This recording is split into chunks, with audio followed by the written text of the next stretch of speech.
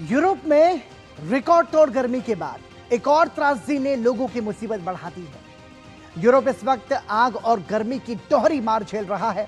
Spain से लेकर France और अब नॉर्वे तक जंगलों में लगी भीषण आग ने लाखों लोगों की जिंदगी भर असर डालना शुरू कर दिया है। उनकी जिंदगी जो है इससे प्रभावित हुई है।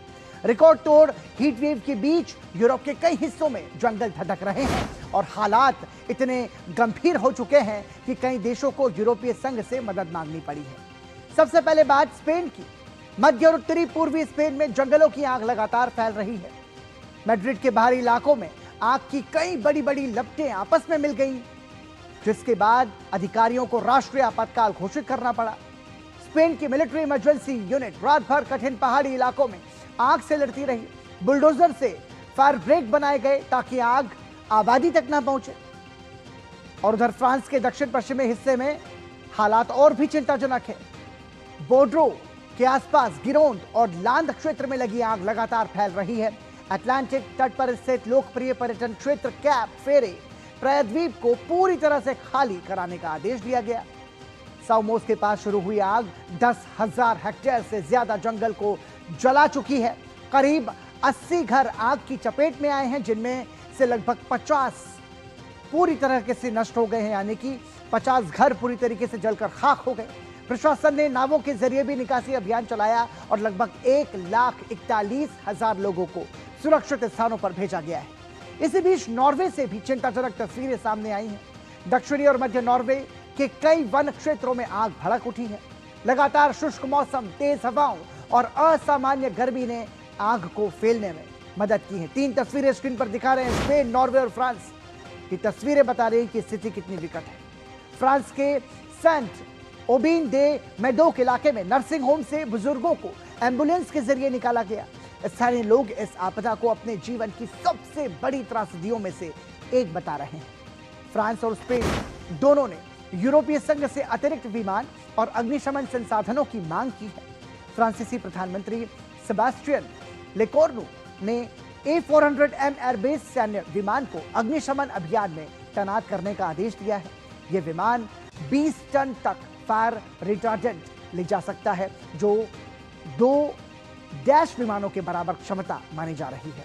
वैज्ञानिकों का कहना है कि जलवायु परिवर्तन, हीट वेव, सूखा और जंगलों की आग को पहले से कहीं ज्यादा तीव्र बना रहा है। सवाल अब सिर्फ ये नहीं है कि आग कितनी फैलेगी, बल्कि ये भी है कि क्या यूरोप हर गर्मी में ऐसी आपदाओं के लिए तैयार है। और इससे जनजीवन जो है वो पूरी तरीके से प्रभावित हुआ है। और एक तरीके से फ्रांस में बेकाबू होती आग से लाखों लोग परेशान हैं और वो तस्वीरों के जरिए हमें नजर भी आ रहा है। आपको बता दें कि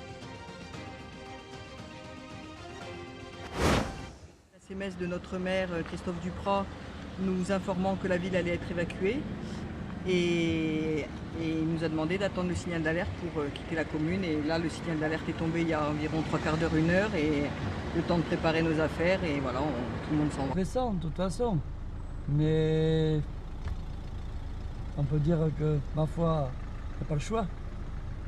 Il faut faire, c'est triste. C'est vrai que c'est vraiment une catastrophe de toute façon.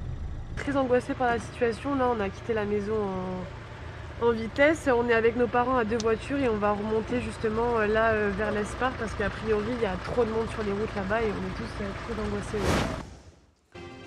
तो जंगलों की आग ने आम जनजीवन को भी प्रभावित किया है। फ्रांस में यूरोप से इस वक्त की सबसे बड़ी और भयावह कुदरती आफत की खबर भी आ रही है। स्पेन के इतिहास में पहली बार भीषण जंगलों की आग के चलते राष्ट्रीय आपातकाल घोषित कर दिया गया है। राजधानी मैड्रिड के पश्चिमी पहाड़ी इलाकों में फैली इस विनाशकारी आग ने आवासीय बस्तियों को अपनी चपेट में ले लिया है, जिसके बाद 19,000 से अधिक लोगों को तुरंत घर खाली करने का आदेश दिया गया।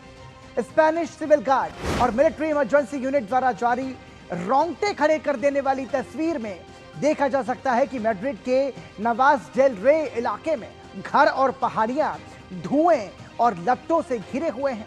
आग को रोकने के लिए 2,000 से अधिक सैन्यकर्मी और 10 एयर टैंकर दिन रात जूझ रहे हैं।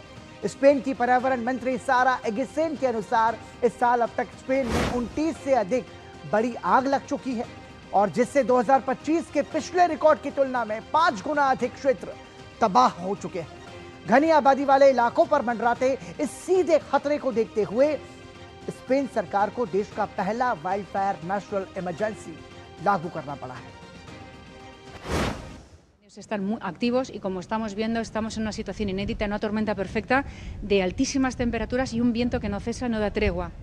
Y además con la mala suerte, el infortunio de que se han unido y se han multiplicado 3 incendios.